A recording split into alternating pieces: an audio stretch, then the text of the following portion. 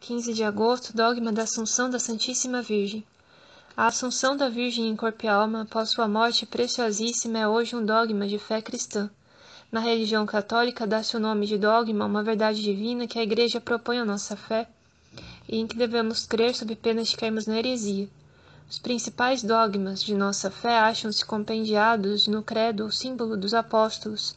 Há, porém, vários outros que no decurso dos séculos foram definidos e proclamados pelos numerosos pastores da Igreja, os sumos pontífices. A crença na Imaculada Conceição de Maria e a infalibilidade do Papa incluem-se nesse número.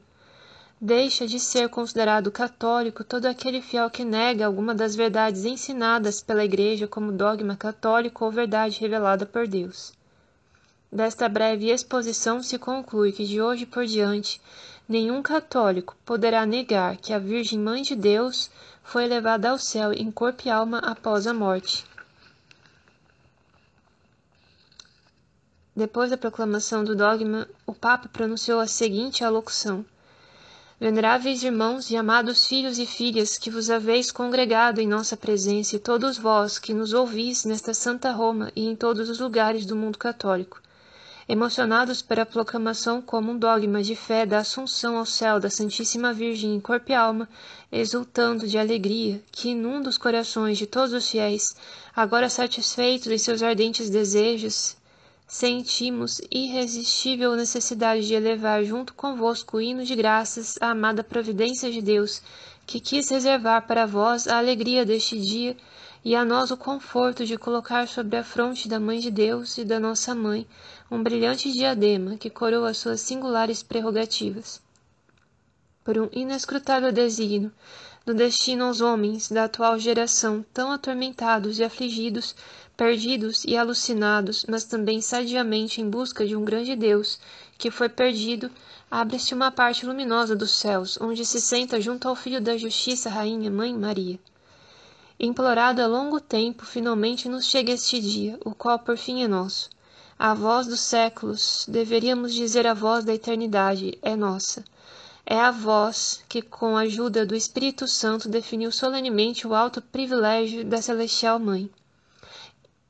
E vosso é o grito dos séculos, como se houvessem sido sacudidos pelas batidas dos vossos corações e pelo balbuciar dos vossos lábios, as próprias pedras desta patriarcal basílica vibram e juntamente com elas os numeráveis antigos templos levantados em todas as partes em honra de Maria, monumentos de uma só fé e pedestais terrenos do celestial trono da glória da Rainha do Universo, parecem exultar com as pequenas batidas. E neste dia de alegria, desde este pedaço de céu, juntamente com a evangélica onda de satisfação que se harmoniza com a onda de exultação de toda a igreja militante, não pode deixar de descer sobre as almas uma torrente de graças e ensinamentos frutíferos, despertadores de renovada santidade.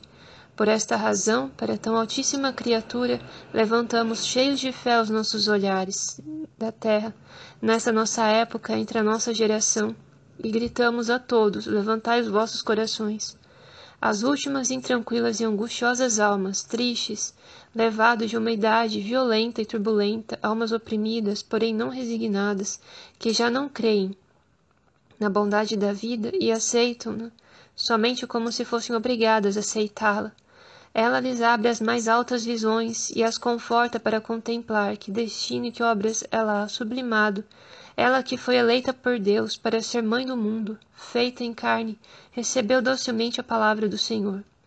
E vós, que estáis mais particularmente próximo do nosso coração, vós pobres enfermos, vós refugiados, vós prisioneiros, vós os perseguidos, vós com os braços em trabalho e o corpo sem abrigo, vós no sofrimento de toda índole e de todas as nações, vós a quem a passagem pela terra só parece dar lágrimas e privações, por mais esforços que se façam ou que se deverão fazer para acudir em vossa ajuda, levantai vossos olhares para ela, que antes de vós percorreu os caminhos da pobreza, do exílio, da dor, para ela cuja alma foi atravessada pela espada ao pé da cruz e que agora contempla com um olhar firme, desde a luz eterna, este mundo sem paz, martirizado por desconfianças recíprocas, pelas divisões, pelos conflitos, pelos ódios, a tal ponto que se debilitou e se perdeu o sentido do temor em Cristo.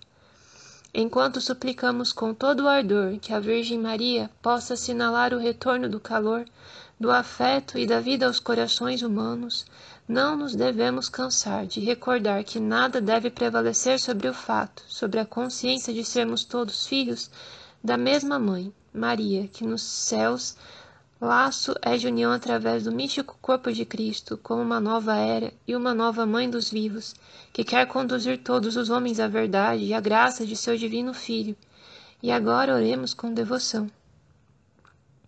Papa Pio XII proclamou no dia 1º de novembro de 1950 na Basílica de São Pedro, em uma cerimônia que ficará nos anais da Igreja Católica como a mais solene dos últimos 100 anos, o dogma da Assunção da Virgem Mãe de Deus.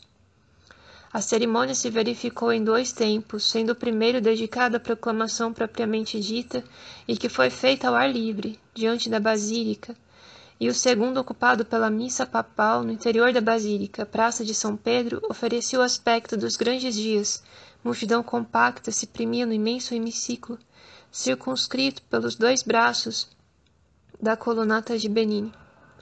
A via da Conciliação, onde todas as casas arvoravam nas janelas tapeçarias e bandeiras, além de muitos outros ornamentos, estava igualmente repleta. A cerimônia foi precedida de um desfile dos membros do clero secular e regular, compreendendo todos os vigários das diversas paróquias de Roma, os capítulos das basílicas menores e das basílicas patriarcais, cantando ladainhas, notadamente de todos os santos, que os coros repetiam. Sua Santidade o Papa, após revestir os ornamentos litúrgicos que lhes são reservados, dirigira-se para a Capela Sistina, onde o esperavam cardeais e membros do episcopado. Depois de ter adorado o Santíssimo Sacramento, Pio XII entoou a Santa Maria, tomou lugar da sédia gestatória carregada por 16 palafreneiros, de casacas de veludo, carmesim e calças curtas, portadores dos flabelli.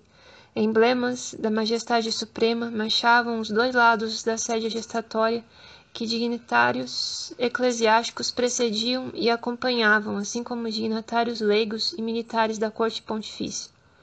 Todo esse grupo era precedido pelos cardeais das 3 ordens, todos com a mitra branca, como Papa. Por fim, os bispos, quando Sua Santidade apareceu no enquadramento da porta de bronze, ouviu-se uma vocação.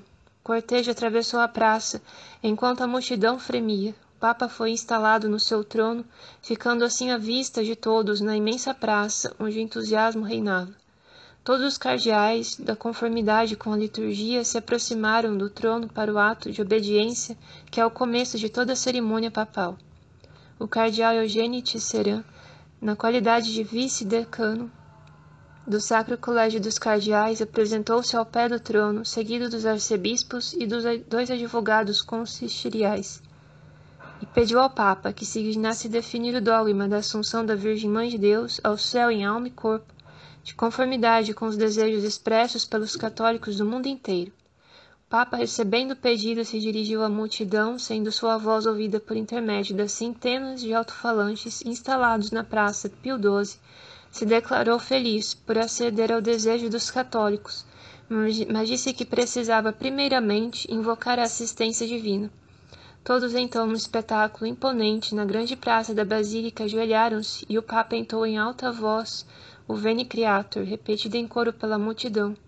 O Papa, que estava em pé, sentou-se ao findar o hino. A assistência toda se pôs de pé e com as cabeças descobertas. Era o momento solene da cerimônia. Como chefe infalível da Igreja, nas definições litúrgicas, Sua Santidade, o Papa Pio XII, leu então, com voz forte e clara, o texto da bula pontifícia, precedendo a definição do dogma da Assunção.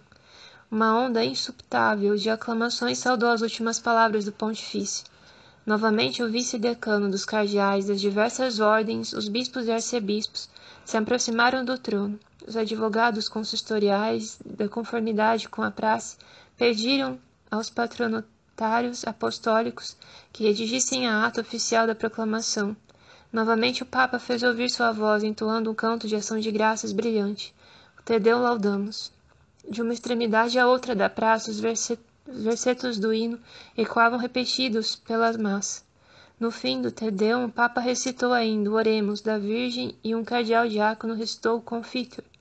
Terminado que o sumo pontífice pôs de pé à frente do trono e deu a bênção papal à assistência e ao mundo.